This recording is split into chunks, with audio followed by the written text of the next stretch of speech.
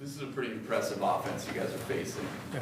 Passing attack, rushing attack to take care of the football. How do you approach that? Is it, you try to attack one part of it or in everything? Yeah, I think what makes it go is 9, in my opinion, with the run game, the keeper game, the boot game. Like you said, Gino does a good job of taking care of it. They don't turn it over. Got weapons outside, so we've got work cut out for us. With your run game, how crucial are the receivers blocking part of All that? 11 are crucial. Yeah, they do a good job. I mean, we ask a lot of them. They're digging out support. They're blocking safeties. They're blocking linebackers. They're pulling through. Drew's pretty creative with how he uses those guys, and it makes it difficult on a defense. So, but you got to have guys that can do that and win at the point of attack, which we do. So, the effort by those guys in the run game is critical. But it's not just, obviously the receivers too, like you just said, Darren, but the quarterback too plays a big part in that with, what he's doing after the play, after he hands the ball off, things like that. But pleased with him.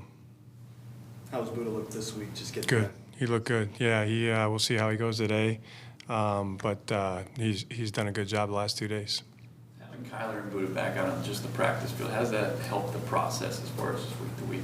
Yeah, I mean, 2 good players out there, you know what I mean? So it was fun to see those guys out there and their, the how they practice, and they're obviously high performers, high production guys, but the intensity of practice probably ratcheted up just a touch there with the quarterback back there and then Buddha out there. So good to have those guys back, and I think they definitely add an element of juice to practice. Good, really good. It seemed like you came in yesterday, wanted to be the one to announce that Kyler and Buddha were coming back. How important is that for you as a head coach to be the one that announces those types of things instead of having leaks come out?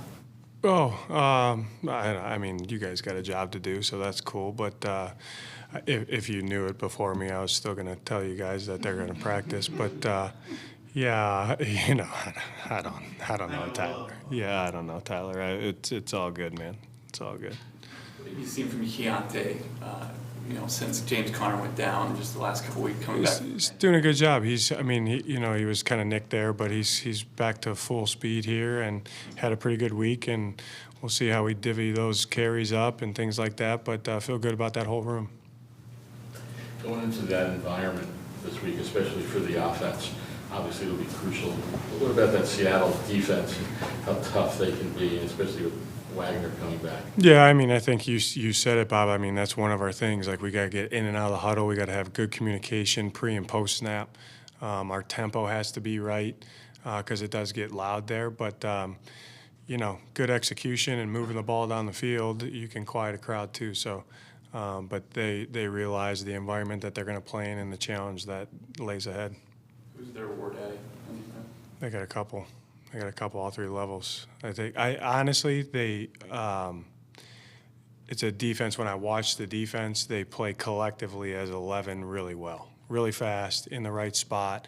They all tackle. They search the ball. That's an extension of the head coach, and it's a very well coached, fast defense. You guys talked to Devin during the draft process. Mm-hmm. What have you seen from him since the college ranks to now? Exactly what we thought he was going to be, and he's a rookie, so he's just getting his feet wet, but he's made some impact plays. I mean, he plays a couple different positions. He's why you would take him where they took him.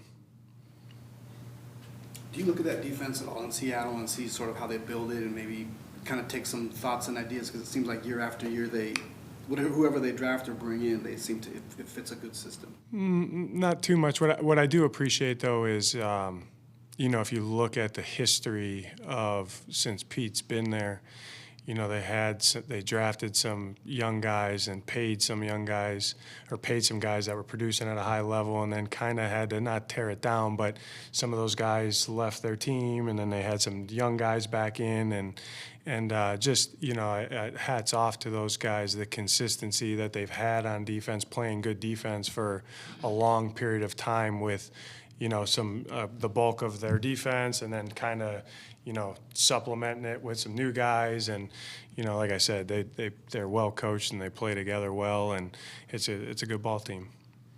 Is there a possibility that Garrett could be activated for this week? Yeah, we'll see how it goes today. You know what I mean? So he's had a good couple weeks here, and he's improving every day.